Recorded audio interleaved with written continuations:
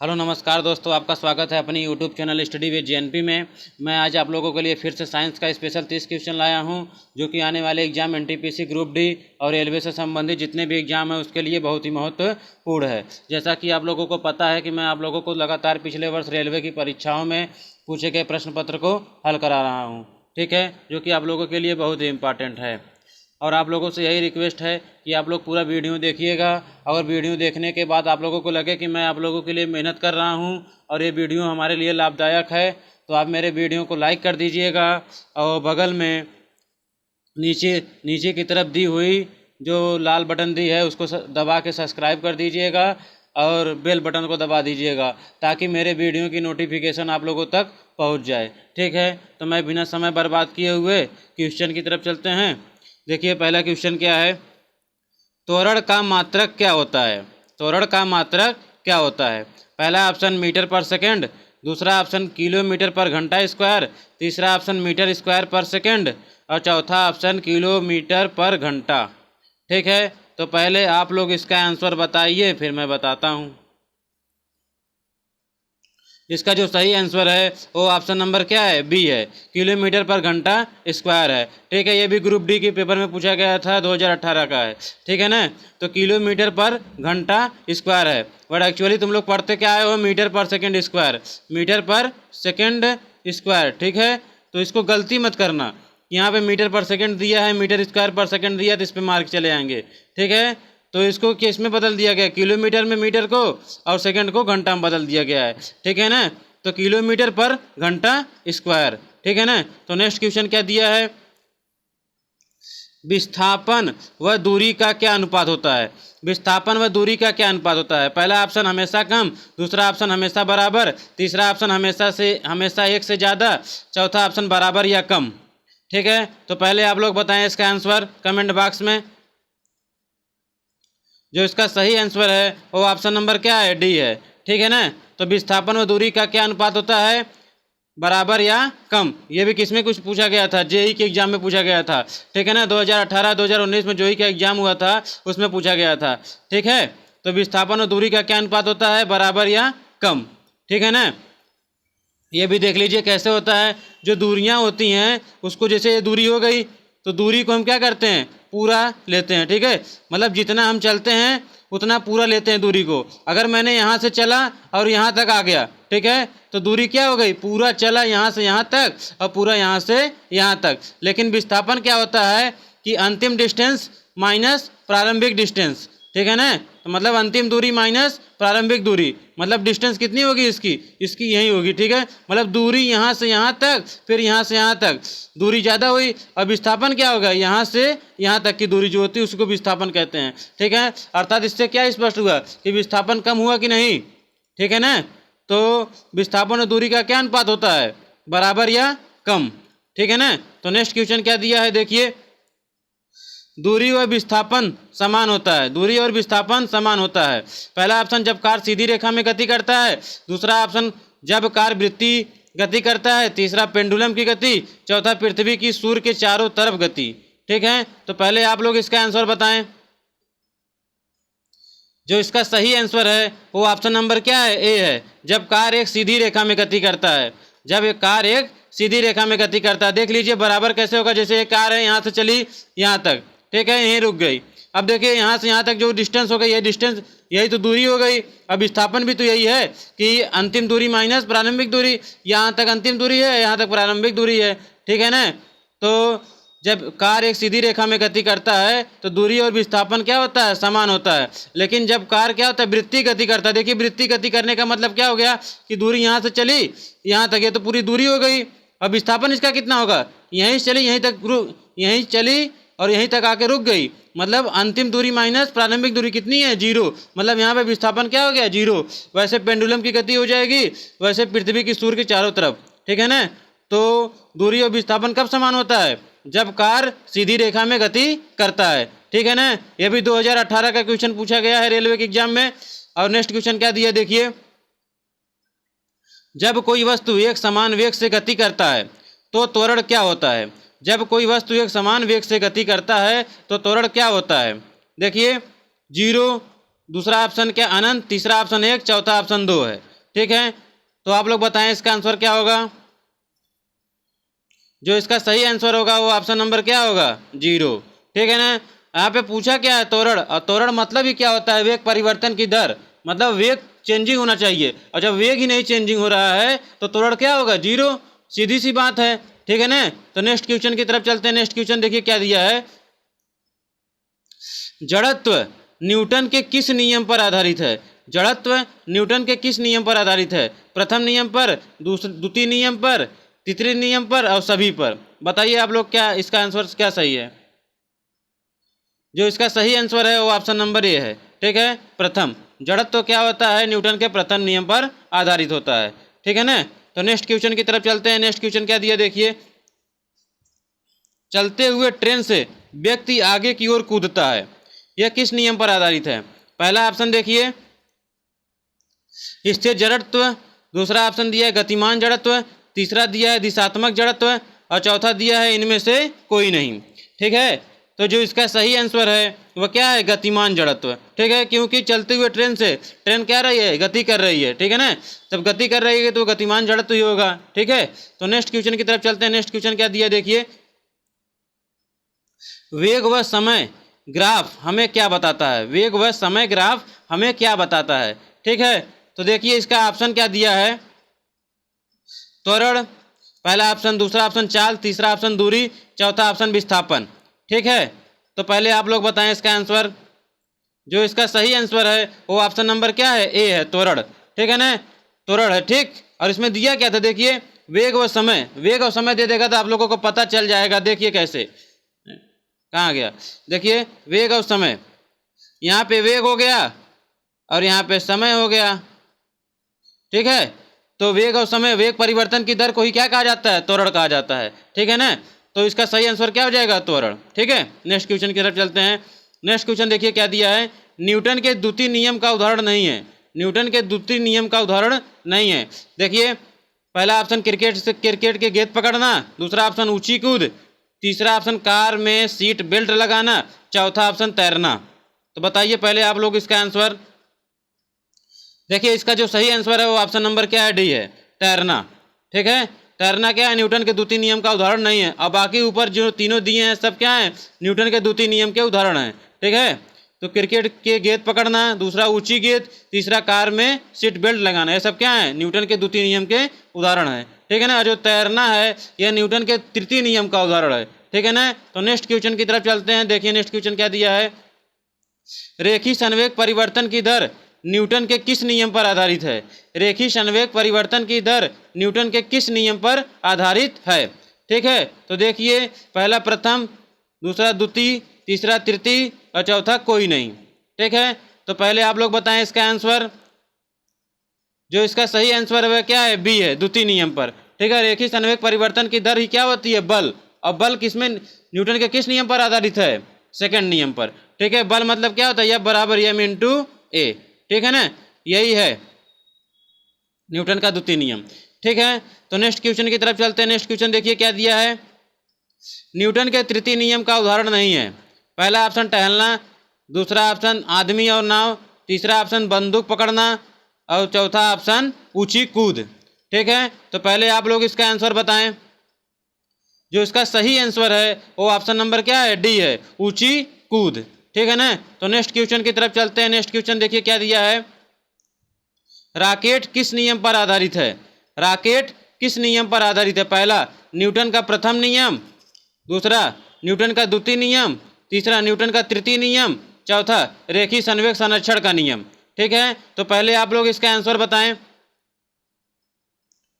देखिए इसका जो सही आंसर है वो ऑप्शन नंबर डी, रेखीय संवेग संरक्षण का नियम। ठीक है, जो रॉकेट जो होता है वो किस नियम पर आधारित है, रेखीय संवेग संरक्षण के नियम पर आधारित है। ठीक है ना, तो आप लोग इसको अच्छे से पढ़ लीजिएगा, ये बहुत पूछता है एग्जाम में, चाहे कोई भी एग्जाम हो, चाहे वो रेलवे का एग्जाम हो, चाहे वह एसएससी का एग्जाम हो। ठीक है ना, तो आप लोग अच्छे से पढ़ लीजिएगा, ये पूछा गया क्वेश्चन है 2018 के रेलवे के एग्जाम में पूछा गया क्वेश्चन है। ठीक है ना, तो नेक्स्ट क्वेश्चन देखिए क्या दिया है। किसी कार को 10 सेकंड में 30 मीटर पर सेकंड वेग प्राप्त करने के लिए कितने बल की आवश्यकता होती है। यदि कार का द्रव्यमान कितना है 1500 kg है। यदि कार का द्रव्यमान कितना है? 1500 kg है। ठीक है ना। तो पहले आप लोग इसका आंसर बताएं। देखिए जो इसका सही आंसर है वो ऑप्शन नंबर क्या है? ए है, 4500 न्यूटन। इसका जो सही आंसर है क्या है? 4500 न्यूटन। ठीक है। इसमें पूछा क्या है? बल। बल पूछा गया है ना। तो पहले आप लोग देखिए बल का फार्मूला क्या होता है? F बराबर m इंटू ए, है ना। यम यहाँ पे दिया है, ए दिया है कि नहीं? ए नहीं दिया है। अब पहले हम क्या निकाल लें? ए निकाल लें। देखिए ए कैसे निकलेगा?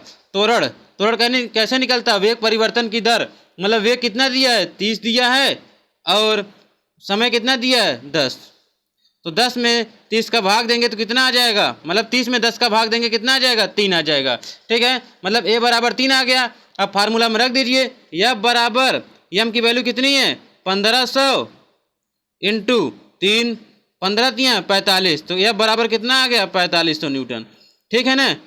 तो आप लोगों को शायद समझ में आ गया होगा। नेक्स्ट क्वेश्चन की तरफ चलते हैं। नेक्स्ट क्वेश्चन देखिए क्या दिया है। यदि किसी वस्तु का द्रव्यमान 3 kg है और उस पर 12 न्यूटन का बल लगाया जाता है तो त्वरण क्या होगा? ठीक है। पहला ऑप्शन 4 मीटर पर सेकेंड स्क्वायर, दूसरा ऑप्शन देखिए क्या दिया है 18 मीटर पर सेकेंड स्क्वायर, तीसरा ऑप्शन 6 मीटर पर सेकेंड स्क्वायर और चौथा ऑप्शन 8 मीटर पर सेकेंड स्क्वायर। ठीक है। तो पहले आप लोग बताएं इसका आंसर। देखिए जो इसका सही आंसर है वो ऑप्शन नंबर क्या है? ए है, 4 मीटर पर सेकेंड स्क्वायर। देखिए इसका फार्मूला क्या होता है? देख लीजिए, बहुत सरल क्वेश्चन है ये। F बराबर m इंटू ए होता है। ठीक है। तो F की वैल्यू कितनी होती है? 12/3। तो कितना हो जाएगा? ए बराबर 4 हो जाएगा। ठीक है। तो नेक्स्ट क्वेश्चन की तरफ चलते हैं। देखिए नेक्स्ट क्वेश्चन क्या दिया है। नेक्स्ट क्वेश्चन दिया है जड़त्व तो किस पर निर्भर करती है? जड़त्व तो किस पर निर्भर करती है? पहला ऑप्शन द्रव्यमान, दूसरा ऑप्शन त्वरण, तीसरा ऑप्शन बल और चौथा ऑप्शन इनमें से कोई नहीं। ठीक है। तो देखिए आप लोग पहले इसका आंसर बताएं। देखिए जो इसका सही आंसर है वो ऑप्शन नंबर क्या है? ए, द्रव्यमान। ठीक है ना। तो जड़त्व तो किस पर निर्भर करती है? द्रव्यमान पर निर्भर करती है। ठीक है ना। तो नेक्स्ट क्वेश्चन की तरफ चलते हैं। देखिए नेक्स्ट क्वेश्चन क्या दिया है। जब एक वस्तु किसी दूसरे वस्तु से टकराती है तो पहली वस्तु दूसरी वस्तु पर 10 न्यूटन का बल लगाती है। जब एक वस्तु किसी दूसरे वस्तु से जब टकराती है तो पहली वस्तु दूसरी वस्तु पर 10 न्यूटन का बल लगाती है, तो दूसरी वस्तु द्वारा पहली वस्तु पर लगाया गया बल क्या होगा? ठीक है। तो शायद आप लोगों को पता चल गया होगा। जो इसका सही आंसर है वो क्या होगा? -10 न्यूटन होगा। क्या होगा? -10 न्यूटन होगा, क्योंकि यह न्यूटन का क्या है? थर्ड लॉ है। थर्ड लॉ मतलब क्या होता है? एक्शन और रिएक्शन लॉ। एक्शन और रिएक्शन, रिएक्शन जो होता है वो अपोजिट डायरेक्शन में होता है और अपोजिट डायरेक्शन की वजह से यहाँ पे क्या लग जाता है? माइनस लग जाता है। ठीक है ना। तो मतलब एक वस्तु जितना बल लगाएगी किसी पर तो दूसरी वस्तु भी क्या करेगी? पहली वस्तु पर उतना ही बल लगाती है, लेकिन अपोजिट डायरेक्शन में, और अपोजिट डायरेक्शन की वजह से ही क्या लगता है? यहाँ पे माइनस। ठीक है। तो -10 न्यूटन। ठीक है ना। तो नेक्स्ट क्वेश्चन की तरफ चलते हैं। देखिए नेक्स्ट क्वेश्चन क्या दिया है। जब किसी कारपेट को लकड़ी से पीटा जाता है तो धूल के कण निकल जाते हैं, तो इसका कारण क्या है? पहला ऑप्शन जड़त्व, दूसरा ऑप्शन बल, तीसरा ऑप्शन त्वरण और चौथा इनमें से कोई नहीं। ठीक है। तो पहले आप लोग बताएं। देखिए जो इसका सही आंसर है वो क्या है? जड़त्व है। क्या है? जो इसका सही आंसर है क्या है? जड़त्व है। ठीक है ना। तो नेक्स्ट क्वेश्चन की तरफ चलते हैं। देखिए नेक्स्ट क्वेश्चन क्या दिया है। जब कोई वस्तु r त्रिज्या के वृत्त में घूम रहा है तो विस्थापन ज्ञात करो यदि वह आधी दूरी तय कर चुका है। ठीक है। तो पहले आप लोग इसका आंसर बताएं। जो इसका सही आंसर है वो ऑप्शन नंबर ए, 2r होगा। ठीक है। क्या होगा? 2r होगा। ठीक है ना। देख लीजिए कैसे होगा, आप लोगों को बता दिया जाए। देखिए r त्रिज्या का कोई है वृत्त है। ठीक है। अगर ये r होगा तो यहाँ से यहाँ तक यह भी r होगा। ठीक है ना। मतलब यहाँ से केंद्र से लेकर r। ठीक है ना। अब देखिए यहाँ से मैंने स्टार्ट किया और यहाँ तक मैं गया, आधी दूरी तय किया। तो विस्थापन का डिफिनीशन ही क्या होती है कि अंतिम दूरी माइनस प्रारंभिक दूरी। देखिए तो मतलब अंतिम दूरी ये है और प्रारंभिक दूरी है। देखिए दोनों के बीच की दूरी कितनी है? r + r। ठीक है। तो r + r कितना हो जाएगा? 2r। ठीक है ना। तो इसके सही आंसर क्या होगा? 2r। ठीक है ना। तो नेक्स्ट क्वेश्चन की तरफ चलते हैं। देखिए नेक्स्ट क्वेश्चन क्या दिया है। लिफ्ट में व्यक्ति का वास्तविक वजन से कब कम होता है?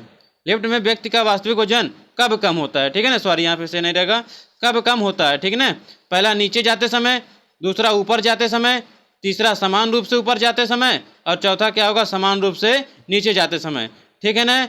तो जो देखिए इसका जो सही आंसर होगा वो ऑप्शन नंबर ए होगा, नीचे जाते समय।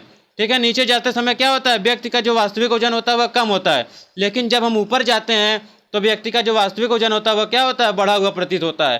तो आप लोग, तो ये दोनों कंडीशन आप लोग अच्छे से पढ़ के जाइएगा, ये लगभग हर एग्जाम में पूछा जाता है। ठीक है ना।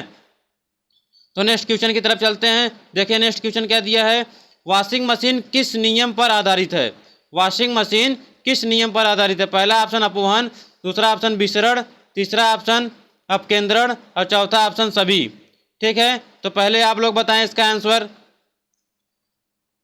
देखिए जो इसका सही आंसर है ऑप्शन नंबर सी है, अपकेंद्रण। यह किस पे आधारित है, अपकेंद्रण पर। ठीक है ना। तो नेक्स्ट क्वेश्चन की तरफ चलते हैं। देखिए नेक्स्ट क्वेश्चन क्या दिया है, किसी वस्तु का द्रव्यमान 30 kg है और संवेग 150 किलोग्राम मीटर पर सेकंड है, तो वेग निकालो। मतलब इसमें क्या निकालना है, वेग निकालना है, और द्रव्यमान नियम दिया है और संवेग भी दिया है, तो शायद आप लोगों को पता होगा।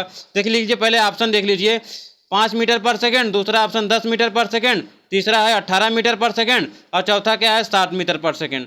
ठीक है, तो जो इसका सही आंसर है वो ऑप्शन नंबर क्या है, ए है, 5 मीटर पर सेकंड है। ठीक है ना। देख लीजिए कैसे, इसका फार्मूला क्या होता है, P बराबर क्या होता है, एम इंटू भी होता है। ठीक है, P की जगह कितना दिया है, 150 दिया है, और एम की जगह कितना दिया है, 30 दिया है, इंटू भी। अब यह क्या हो जाएगा, 30 यहाँ नीचे चला आएगा, जब यहाँ पे 30 चला जाएगा तो ये हट गया यहाँ से, तो क्या हो जाएगा, 30 में 150 से भाग देंगे, मतलब 150 में 30 से भाग देंगे तो कितना आ जाएगा, 5। तो भी बराबर कितना आ जाएगा, 5। ठीक है ना। तो 5 मीटर पर सेकंड। शायद आप लोगों को समझ में आ गया होगा। नेक्स्ट क्वेश्चन की तरफ चलते हैं। देखिए नेक्स्ट क्वेश्चन क्या दिया है, जल का बहाव, जल का बहाव किसमें मापा जाता है।